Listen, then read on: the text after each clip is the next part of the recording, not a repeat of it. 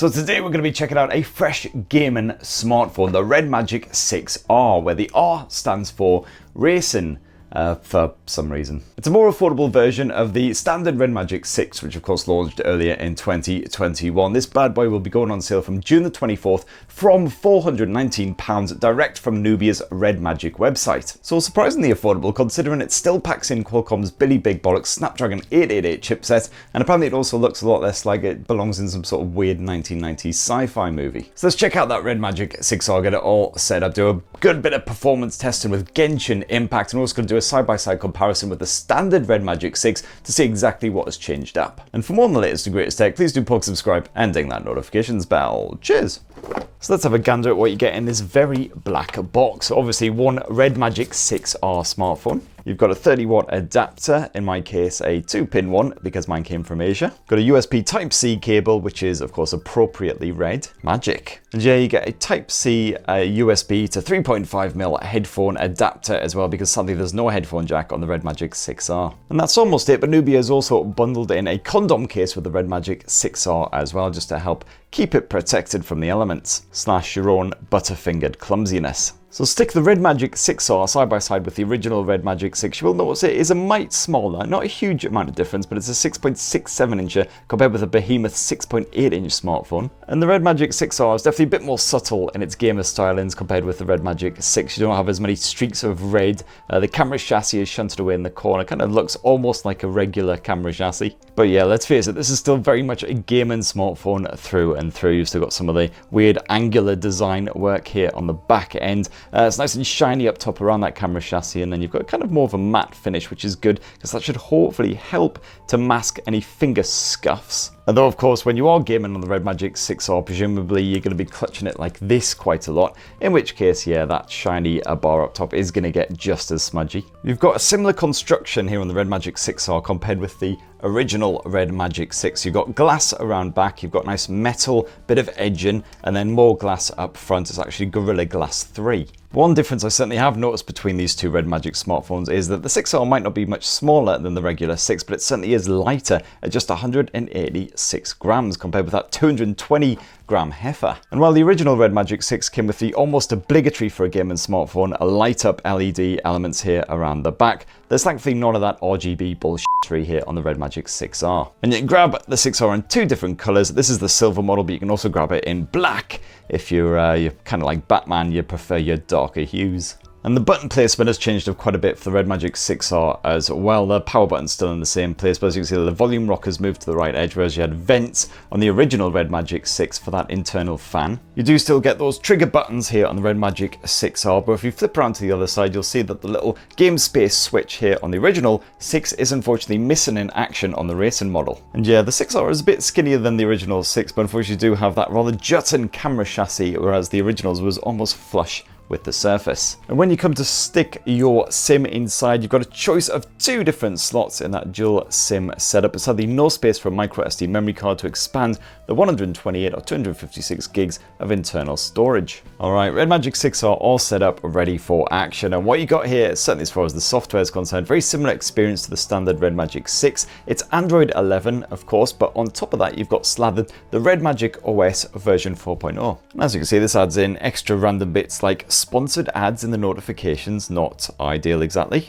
Definitely be getting rid of that. Also changes up the general look and vibe. Of course, you've got your Red Magic wallpapers in the background, of which you have a small selection to choose between. And some very stylistic app icon action going on as well. Thankfully, not too much in the way of crapware pre-installed on here. Just a few Red Magic apps like the sound recorder. You've got the Next Word browser, but something nowhere near as bad as the likes of what you get on a Xiaomi smartphone. And because the Red Magic 6R is such a beast, it's definitely great to see you've got a proper dedicated one-handed mode as well to help you reach up to that top end of the screen when needed. And plenty of other bonus features tucked away in that settings menu as well, quite a few of which are, of course, as you would expect, gaming related, and so I'll touch on those when we actually get some Genshin on the go. And of course, all the features you would expect are present and correct here on the Red Magic 6R, the likes of NFC for your contactless payments. As far as connectivity goes, you've got 5G support thanks to that Snapdragon 888 with its built-in modem. You've also got Wi-Fi 6E support as well. And if you've got a bit of extra cash to spare, you can upgrade the 128 gigs of UFS 3.1 storage to 256 36 gigs for double the space, especially good if you're going to be downloading massive games like Genshin Impact, which is pretty much 10 gigs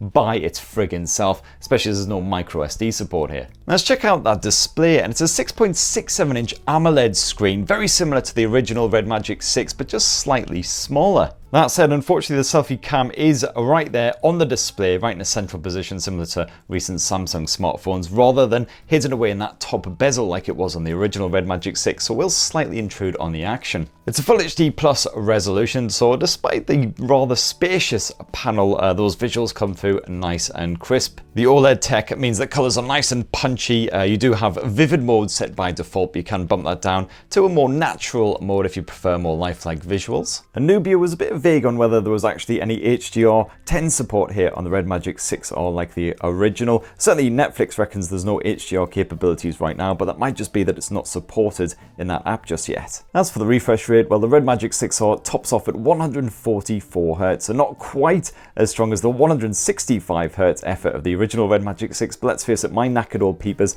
can't really tell the difference once you get to that sort of level. This still proves buttery smooth for any supported apps, most of which top off at 120 frames per second right now anyway. And sadly, no, there's no stereo speaker setup here in the Red Magic 6R, which is definitely a shame. I really like my gaming smartphones to give you that sort of stereo effect, so you don't have to be plugging in headphones all of the time. And of course, there's no headphone jack either, boo, hiss, etc. But thankfully, Nubia hasn't had to skimp when it comes to the performance, because the Red Magic 6R is once again powered by Qualcomm's flagship mobile platform, the Snapdragon 888, which was launched, of course, tail end of last year, and that's backed here by either 8 or 12 gigs of DDR5 RAM. And as I mentioned before, sadly no slider switch to quickly activate that game space feature, so what you'll have to do is basically just start up a game, and then when it does, you'll get this little option down below which you'll have to quickly tap because otherwise it'll bugger off. Otherwise, thankfully, you can just pull down the notifications bar during the game, and also there is a game space option in there. So as you can see, that's now turned on. And then at any point during the game, you can swipe from the edge here,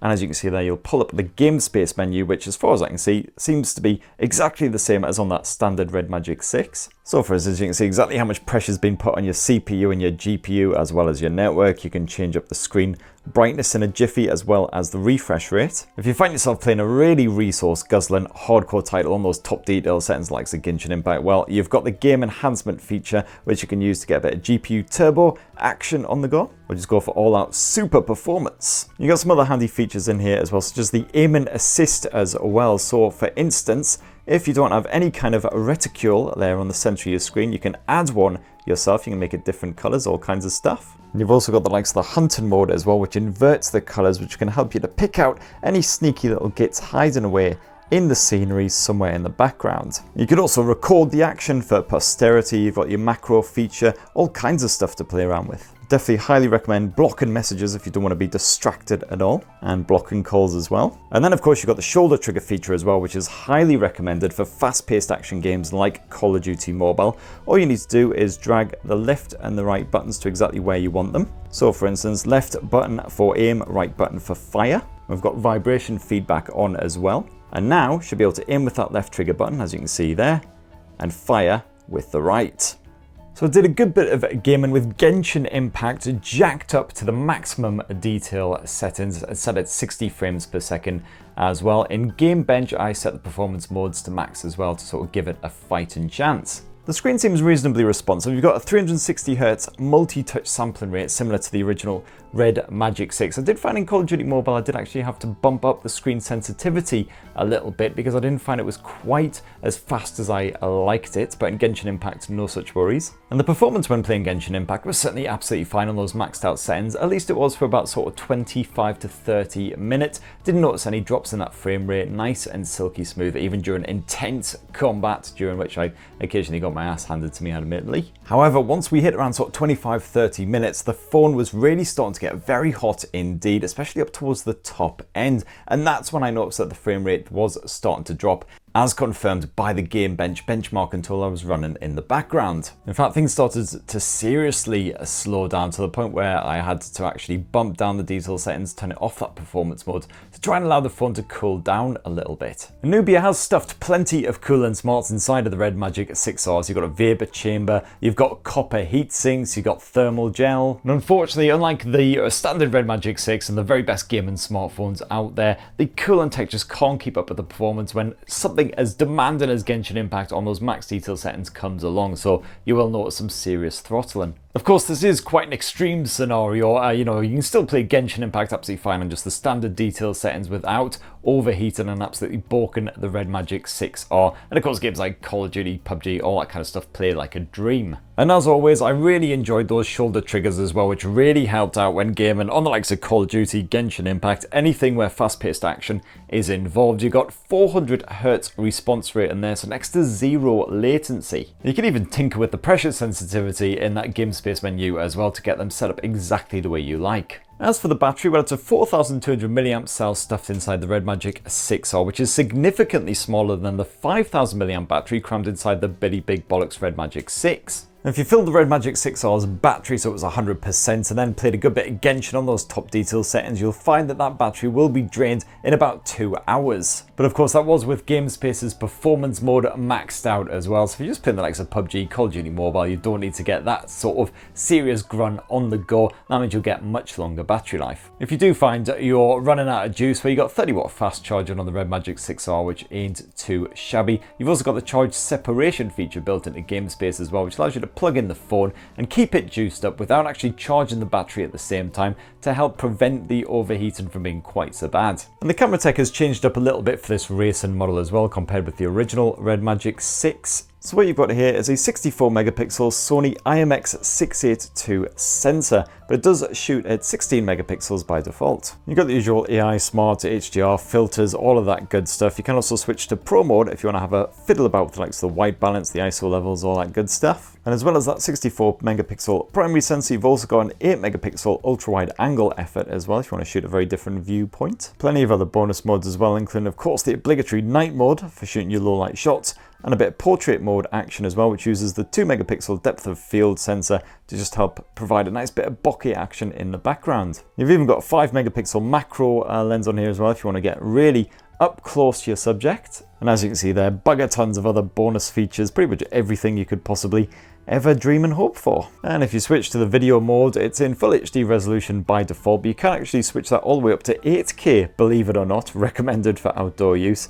Otherwise, you've also got 4K at 30 or 60 FPS. And then around front, you've got a basic 16 megapixel selfie shooter as well, which should be absolutely fine for your everyday snaps. Of course, you can do a good bit of portrait mode action with this as well to help blur out the background. Just don't forget to, of course, turn off the old watermark, because that's always a pain in the arse. And also don't talk and look gormless when shooting a selfie. And to be perfectly honest, I wouldn't expect too much from the Red Magic 6R's camera tech. It's usually an afterthought at best on gaming smartphones, so it should be alright for everyday snaps as long as you're obviously mindful of your environment. Make sure you've got a decent amount of light and all that. So that in a nutshell is the new Nubia Red Magic 6R 6 Racing gaming smartphone. And as you can see, some pretty solid specs for 429 quid. The fact that you've got a Snapdragon 888 chipset packed in there, good luck finding that in many other smartphones at all around this mid-range price point. You've got a great screen on there, all kinds of gaming features packed on there as well, of course.